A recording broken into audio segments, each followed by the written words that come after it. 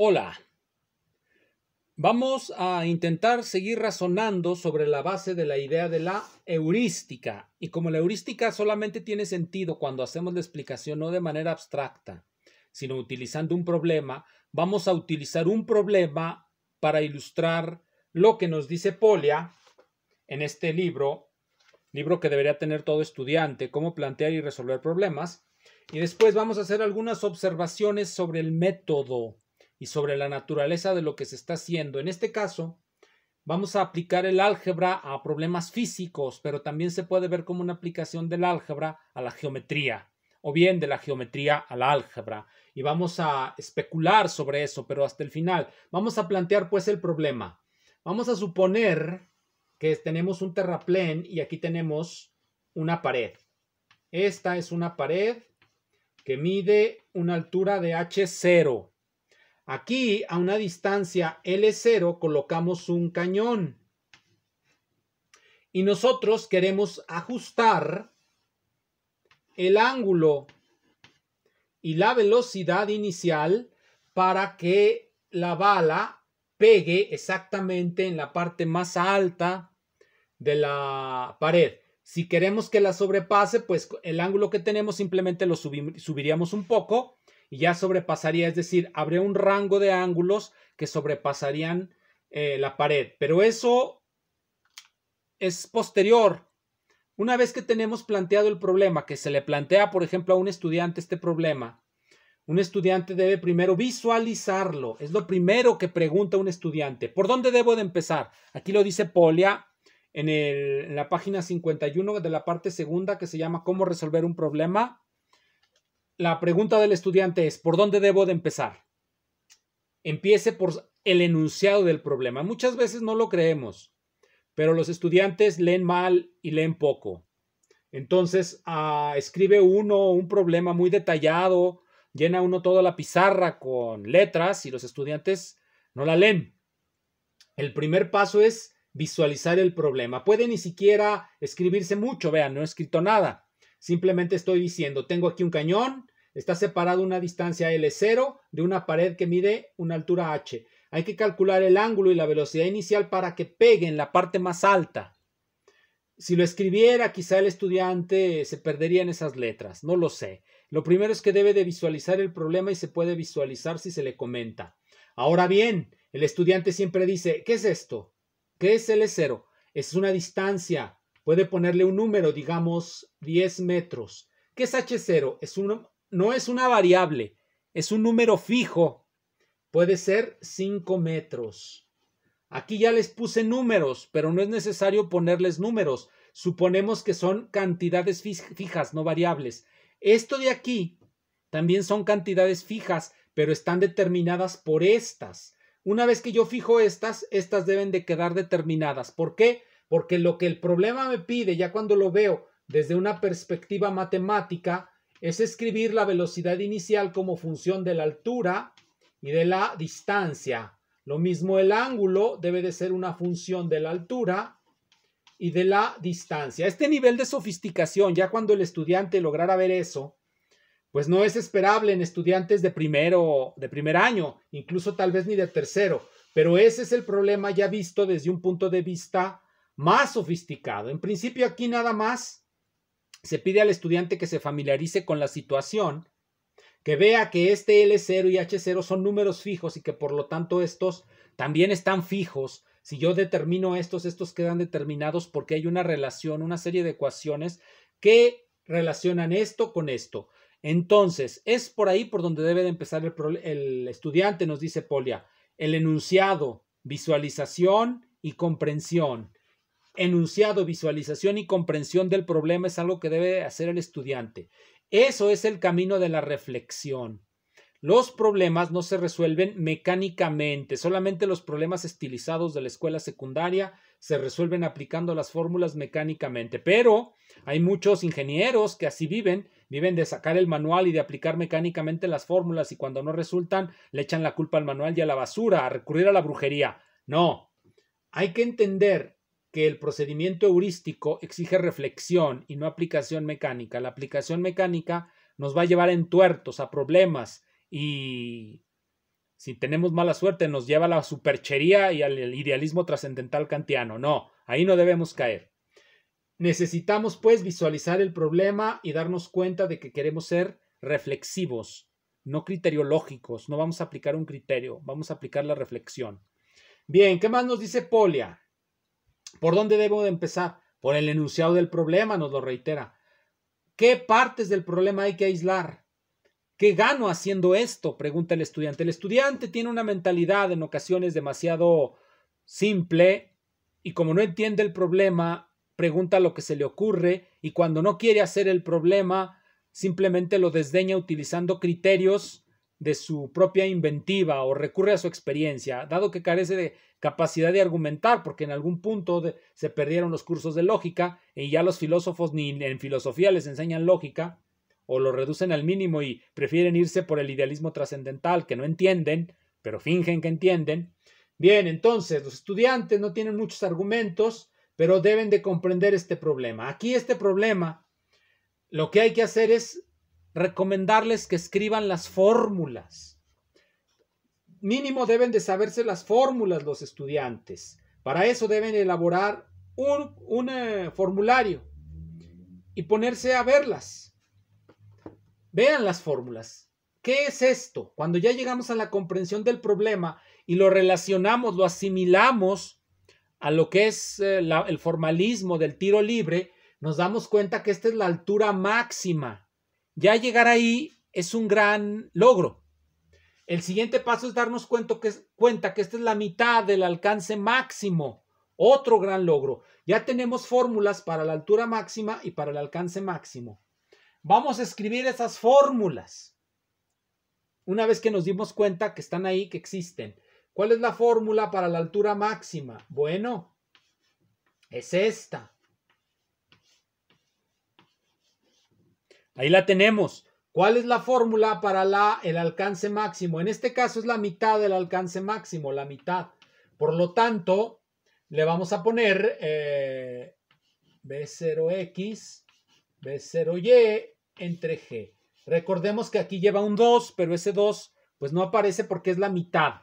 Una vez que yo tengo estas fórmulas, voy a borrar el dibujo, aunque a un estudiante quizá no le convendría borrarlo. Yo lo borro porque ya se me acabó el pizarrón. Pero vamos a poner las fórmulas en el centro. ¿Se acuerdan de aquel libro de Evodio Escalante, Lo marginal en el centro? Un libro sobre José Revuelta, si mal no recuerdo. También la literatura necesita ciencia y necesita razón. Solamente el idealismo trascendental de algunos pseudofilósofos no necesita saber nada más que palabrería.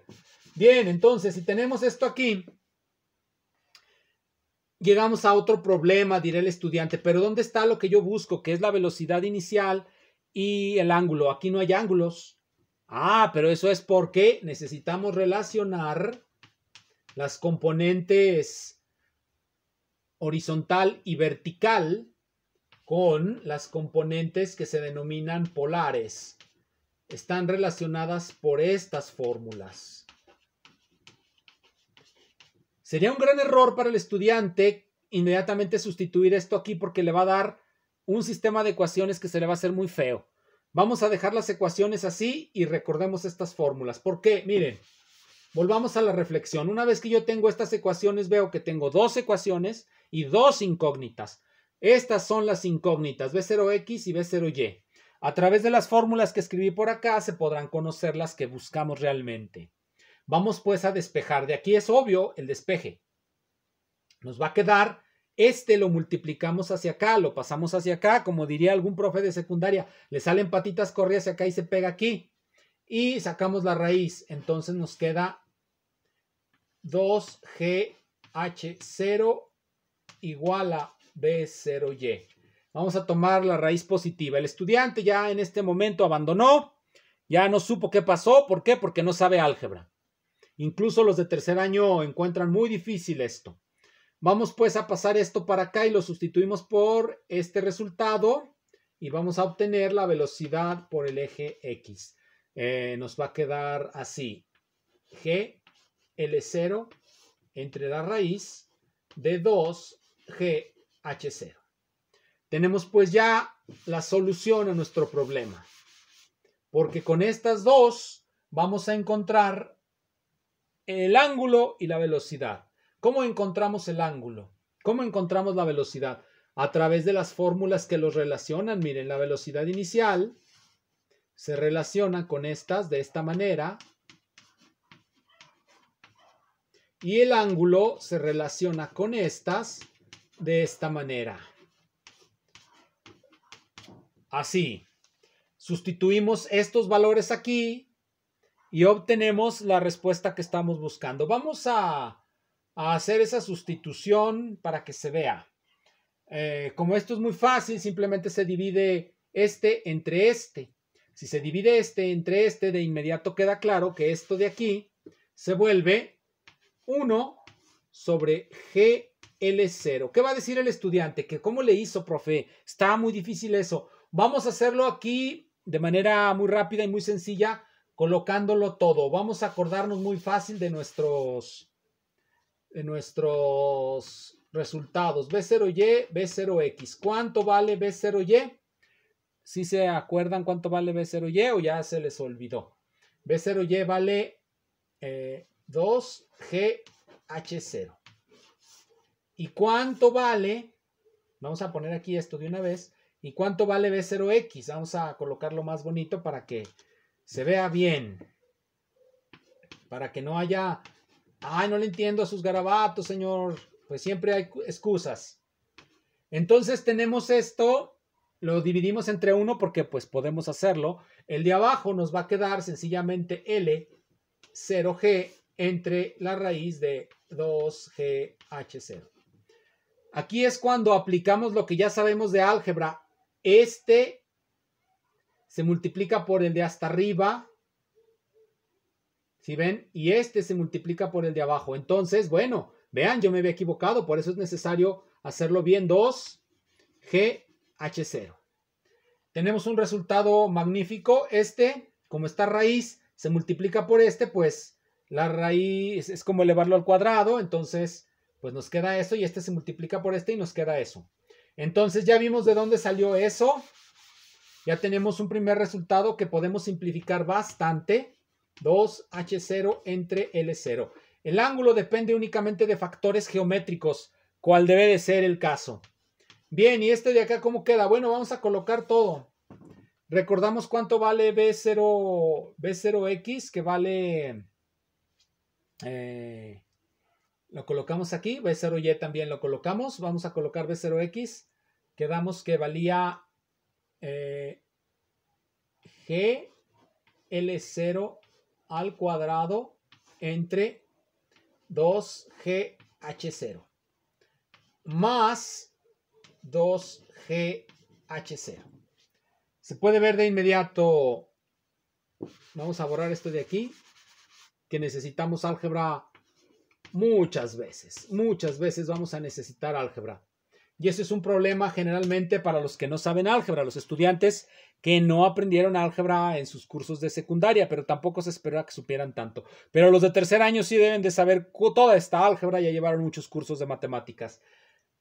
Tristemente no lo saben. Entonces vamos pues para acá. ¿Cómo nos va a quedar? Vamos a multiplicar este por este para que nos quede GL0 al cuadrado más 2GH0 al cuadrado. Todo esto dividido entre 2GH0. Exactamente como se hace un quebrado. Hemos hecho esta ecuación y vemos que podemos sacar sin ningún problema la G de aquí. Y también podemos sacar la G de aquí para que nos quede nada más una G ahí arriba. Pero bueno, ya tenemos casi lo que necesitamos. Vamos entonces a borrar acá arriba para seguir simplificando. Este de aquí, pues, lo escribimos de la siguiente manera. Sacamos una G porque está G elevada al cuadrado. G al cuadrado puede factorizarse y nos queda G, porque G al cuadrado raíz es G. Abajo le vamos a poner 2GH0 raíz. Y de este lado vamos a colocar lo que nos quedó aquí. Nos quedó L0 al cuadrado más 2, vamos a ponerle aquí 4H0 al cuadrado. Y ya podemos ir borrando esto de aquí. Vamos a simplificar todavía más. Esta g tiene un exponente 1 y esta g de acá abajo tiene un exponente 1 medio. 1 menos 1 medio nos queda 1 medio. Entonces nos queda así. G entre 2h0 raíz de L0 al cuadrado más 4h0 cuadrada. Y esa va a ser la velocidad. Vamos a escribirla de este lado para que se vean las formulotas que estamos obteniendo.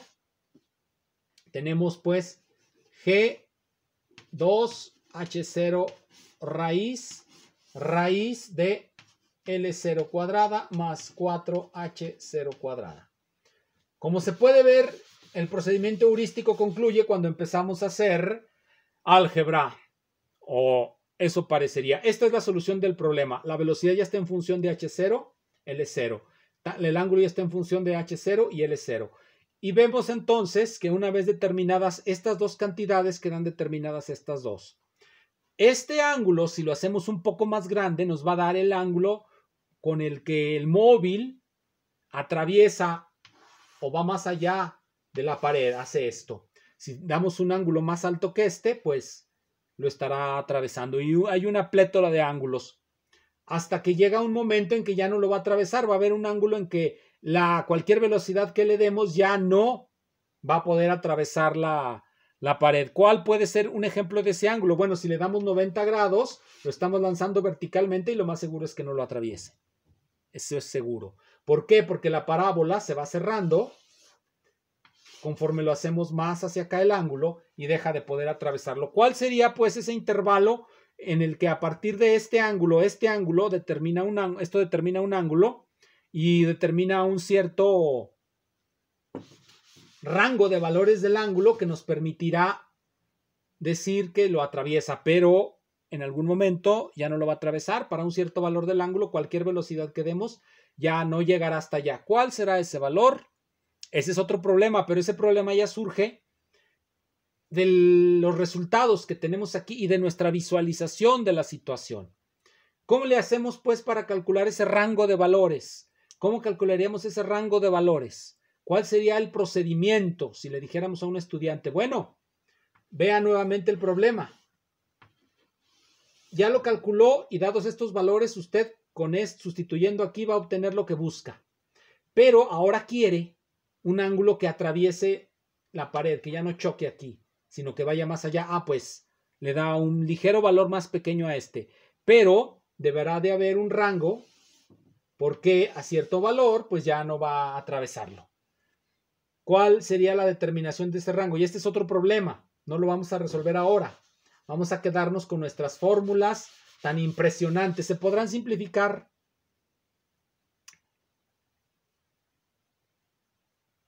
Bueno, sí se pueden simplificar, pero eso ya depende del conocimiento que tengamos del álgebra. Vamos a concluir con unas leves observaciones acerca de la aplicación del álgebra a la geometría.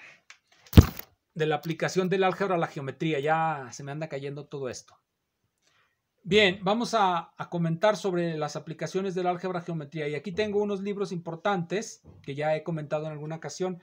Este de Condillac, que es el volumen 16 de sus obras completas, la lengua de los cálculos, que ya en alguna ocasión he comentado, pero que ahora viene a cuento porque precisamente Condillac nos habla de una doctrina que era muy común en el siglo XVIII todavía, aunque Condillac es del siglo XVII.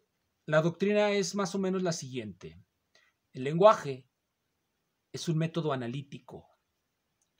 Todo lenguaje es un método analítico y todo método analítico es un lenguaje. Por lo tanto, en la medida en que el álgebra es un lenguaje matemático, será un método analítico.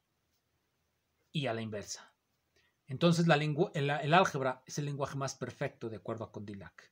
Bien, ¿a dónde concluyó esa doctrina? Aquí tengo otro libro interesante, el de Mariano Vallejo, de Matemáticas. Este es el tomo 2, una obra en 2 tomos. Este es el compendio de Matemáticas Puras y Mixtas. En el tomo 1 nos habla de la aritmética, de la álgebra y de la geometría sintética. En este nos va a hablar, se llama por eso Puras y Mixtas, porque nos va a hablar desde el cálculo diferencial, integral, hasta la física que se puede tratar con matemáticas, que es prácticamente toda. Bien, pero aquí viene una doctrina, que es en lo que concluyó la doctrina de Condillac y que empieza en este capítulo, aplicación de la álgebra a la geometría. Dice así: la definición del álgebra y el conocimiento que hemos dado de ella manifiestan que su carácter esencial es la generalidad, y el de la geometría, que presenta a los sentidos los objetos de las ideas que se ocupa, es la claridad. Así, cuando para generalizar alguna verdad geométrica se hace uso del álgebra, se dice que se aplica el álgebra a la geometría. Y cuando para hacer sensible algún resultado algebraico se hace uso de la geometría, se aplica la geometría al álgebra. Este libro todavía es de 1867, esta es la edición del 67, aunque pues es una nueva edición, es más viejo. Parece que la primera edición anda saliendo como en 1850, todavía cuando en España funcionaba mucho, bueno, el saber de los franceses. Para finales de ese siglo, del siglo XIX, esta doctrina va a perder todo valor. Lo que era verdad se vuelve confusión.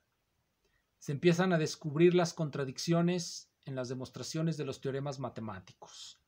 ¿Por qué? Por un uso indiscriminado de la generalidad del álgebra. Se va a empezar a introducir la distinción local-global. Se hacen las matemáticas más reflexivas. La generalidad ya no es un asunto de una aplicación mecánica del álgebra. Ya no basta simplemente hacer variable lo que creíamos constante, porque con eso vamos a caer en problemas. Muchas gracias y esperemos que ustedes, estudiantes, aprendan un poco de álgebra para después tratar de desaprenderla. Gracias.